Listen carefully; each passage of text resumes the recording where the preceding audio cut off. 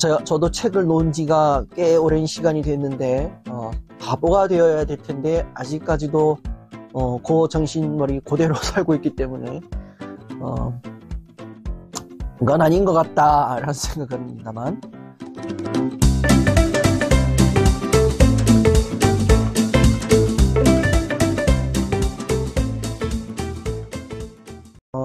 이제 고1 올라가는 학생인데 도저히 공부를 못하겠습니다. 공부하려고만 하면 도저히 집중이 안 됩니다. 앉아서 글자를 읽으려고 하는데 읽어도 무슨 내용인지 들어오지 않습니다. 중학교 때쯤 사춘기를 심하게 겪었는데 그때 공부를 놓고 핸드폰에 중독이 되어 어렸을 때처럼 집중해서 공부하는 게 어려워진 것 같습니다. 공부를 안 하다 보니까 하는 요령도 없어지고 암기력, 어휘력 등등 지능이 전체적으로 낮아진 것 같습니다. 최대한 공부를 하려고 노력은 하는데 집중이 도저히 안 됩니다. 어떻게 하면 집중력을 키울 수 있을까요? 공부를 제대로 하지 않는 저를 볼 땐 한심해서 죽을 것 같습니다. 굉장히 껄끄러운 한마디가 있습니다. 공부를 안 하다 보니까 쭉 해서 지능이 전체적으로 낮아진 것 같습니다. 절대로 그럴 일은 없겠다라는 생각을 합니다. 그런 일은 없다. 네. 저도 책을 놓은 지가 꽤 오랜 시간이 됐는데 바보가 되어야 될 텐데 아직까지도 그 정신머리 그대로 살고 있기 때문에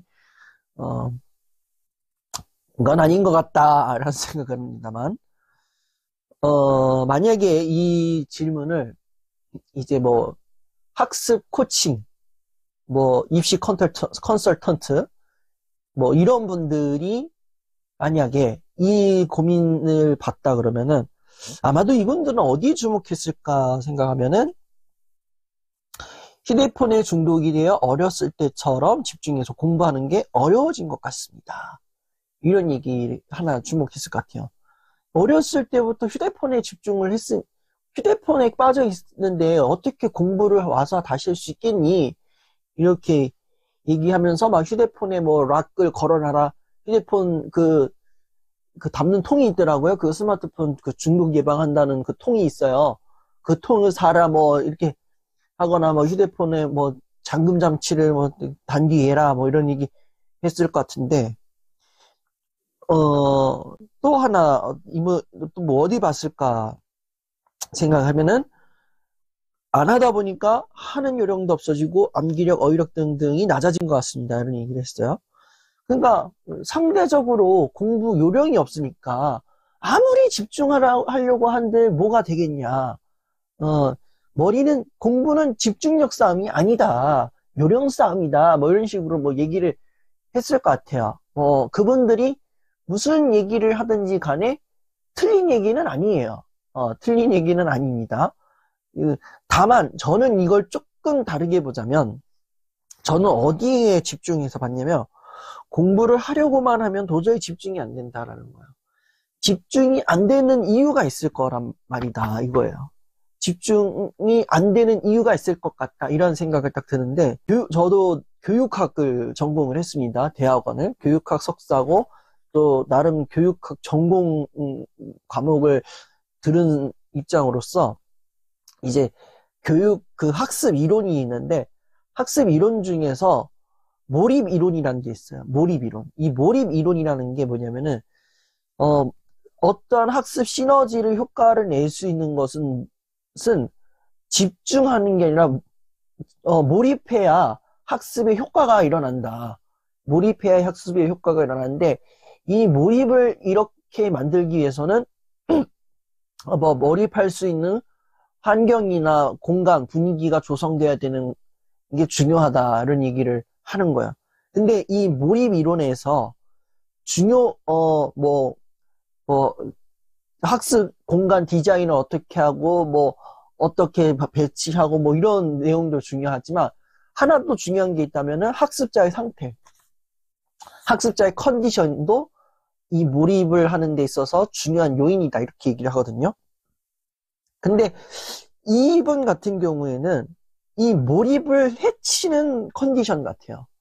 몰입을 해치는 컨디션을 갖고 있어서 아마도 집중을 못하는 게 아닐까 이런 생각을 합니다. 어떠한 생각에 의해서 공부가 집중이 안 되고 자꾸 뭐 기억에 남지 않고 이런 부분이 있다고 얘기를 하는데 그 부분, 그 생각이 뭘까 곰곰이 생각해 보니까 공부를 하는 데 있어서 집중을 못하게 하는 것은 분위기나 환경이나 생각인데 그 생각이 뭘까 보면 집중해야 된다라는 생각. 그 생각이 이 학습자의 학습을 이렇게 걸리게 만드는 것 같아요. 예전에 내가 사춘기를 겪었고, 내가 지금 공부를 안 하다가 다시 하려고 하는데, 예전처럼 나는 다시 공부를 해야 돼. 집중력을 발휘해서 공부해야 돼. 집중해야 돼, 해야 돼, 해야 돼. 이렇게 하는 거야. 책상에 앉자마자, 자, 이제 공부 시작한다. 집중해야 돼. 집중. 이러면서 이제 책을 딱 펼치면서 집중해야 돼. 집중. 문제 풀 때도 집중. 이러니까, 집중력이 오히려 몰입되는 게 아니라 집중이 떨어지는 상황이 돼버리는 거죠. 제가 이제 중학교 때 딱 요랬어요. 중학교 때 집중해서 공부해야 돼, 이렇게 해가지고 막 이제 공부하면서 집중해야 돼, 이렇게 했는데 손은 문제를 풀고 있지만 이 머릿속에서는 문제를 푸는 게 아니에요. 계속 집중해야 돼, 이러는 거야. 근데 이 집중의 소리가 내 내면의 소리에서 점점 커지잖아요. 그럼 문제가 안 풀려요. 수학 문제가 그렇게 안 풀리더라고요. 평소에는 좀 풀렸던 수학 문제였는데 내가 예전 성적이 어떻게 망해서 지금 공부 빡세게 해야 돼 이러면서 집중해야 돼 이러면서 문제 푼데 답이 하나도 안 나와요. 이게 안 들려. 이게 문제가 안 풀리는 거야. 답답한 상황인 거죠. 그러니까 이 집중의 소리로 인해서 내가 집중력을 발휘해서 공부를 해야 되는데 공부에 몰입 안 되고 이제 또 뿐만 아니라 공부를 하면서 내가 뭐 외워야 되는데 머릿속에는 집중 그것만 외워지고 뭐 영어 단어 뭐 애플은 사과 뭐 애시던트 뭐 그 교통사고 뭐 이벤트 뭐 이런 게 기억이 나야 되는데 하나도 기억이 안 나버린 거야. 그러니까 암기력 당연히 떨어지죠. 어휘력은 왜 나온 거지 도대체? 영어 공부해서 그런가? 어휘력을 막 발휘해가지고 뭔가 토킹 어바웃도 막 쫙 나와야 되는데 그것도 안 나오고 말도 쫙 나와야 되는데 안 나오고 이런 일이 벌어지는 거죠. 그러니까 공부를 하면서 이 책의 내용에 따라서 내가 이렇게 생각도 따라 움직여야 되는데 집중해야 되겠다라는 그런 강박에 사로잡히다 보니까 머리마저도 집중 이렇게 되는 거예요. 그러니까 그런 상황에서 공부를 하니 오히려 더 집중력은 떨어지게 되고 학습 성과도 내가 원하는 만큼 나오지도 않고 만약 이러한 상황이 벌어지는 거죠. 그러면은 이 집중력을 높이기 위해서는 당연히 뭔가 구체적인 실행 방안이 필요하겠죠. 실행 방안이 필요하겠지만 그 공부법에 대한 뭐 노하우나 이런 거는 우리 그 입시 코치 하시는 분들께 맡기고 저는 단편적으로 어차피 그 학습 방법 전략은 그분들이 나보다 더 똑똑하시니까 저는 그냥 철저하게 마음이나 생각 여부만 놓고 본다면 가장 중요하게 봐야 되는 부분은 뭐냐? 내가 내 생각을 조금 집중해야 되겠다라는 그 부담을 조금 내려놓는 게 필요하지 않을까 싶어요. 이 집중해야 돼 이게 부담을 넘어서 지금 너무 강박에 가 있다. 이런 생각이 들어요. 사람이 강박에 휩싸이게 되면은 몸이 이게 긴장이 되고 그리고 신경이 거기에 몰두되다 보니까 이 몸도 내 몸대로 뻣뻣하게 움직이고 그리고 집중해야 되겠다는 거기에 몰두가 되면은 이게 겉으로 봤을 때는 집중력을 높이는 행동처럼 보이지만, 내 현재 그 컨디션은 이미 몸이 막 긴장 상태에 들어가 있고, 그리고 머리마저도 막 이렇게 뒤죽박죽 되는 듯한 그런 느낌을 받게 돼요. 머리가 엄청 아플걸요? 그거, 막, 이 몸이 긴장된 상태에서 공부 막 하잖아요? 몸만 긴장되면 다행이지, 머리까지도 긴장되어 있으니까, 막, 하니까, 머리가 엄청 무지하게 아플 거야. 그 부담감을 내려놔야 돼요. 그럼, 어떻게 내려놓느냐? 나는 지금 무슨 과목을 공부한다. 무슨 과목을 공부한다. 이러면서 조금, 마음을 좀 가볍게 한다거나, 또는, 마음을 좀 릴렉스 시켜줄 수 있는 음악을 틀어놓는 것도 나쁘지 않은 것 같아요. 제가 공부할 때 제일 많이 써먹었던 방법이긴 한데, 공부를 할 때에 저는 좀 음악을 틀었어요. 음악을. 라디오를 틀고. 라디오는 조금 위험한데, 그냥 소리 없는 음악, 노랫소리 없는 음악 조금 약간 틀으면서 공부를 했는데, 그렇게 공부를 하다 보니까, 조금은 집중이 되긴 돼요. 몰입이 되는데, 그게 이제, 그렇게 해가지고 내 집중력을 높이는 방법이 하나 있고, 그리고 두 번째 방법은 뭐냐면은, 책을 폈잖아요? 책을 폈어요? 그러면은, 그 책의 내용을 그냥 눈으로만 보는 게 아니라, 말로 하세요. 말로 읽어요. 그냥 읽는 게 아니라, 어떻게 읽느냐? 내가 선생님이다 생각하고, 그 책의 내용을 선생님처럼 말하는 거야. 어떠한 이론이나 어떤 배경이 있다 그러면 그거를 내가 누군가에게 가르치고 있다라는 생각을 가지고 말을 하면 되는 거야. 이것도 마찬가지일 거예요. 지금 이게 강연이라고 하지만 이게 저 혼자 시부렁 거리는 것처럼 보일 수도 있겠지만, 화면을 통해서 여러분에게 말하는 것처럼, 이걸 이렇게 하는 이유는 내가 누군가에게 말을 한다라는 생각으로 지금 강연을 하는 거잖아요. 마찬가지로 내가 누군가에게 어떤 국어 과목, 영어 과목을 가르친다 생각하고 그 책의 내용을 말로 이렇게 쭉 하는 거예요. 그러면은 되게 재밌는 게 뭐냐면은, 사람이 눈으로 보고 기억한 내용이랑 말하고 기억한 내용이랑 기억하는 분량이 확 달라요. 눈으로 보고 기억하는 분량은 이게 거의 절반 넘는 수준에서 거의 증발이 돼요.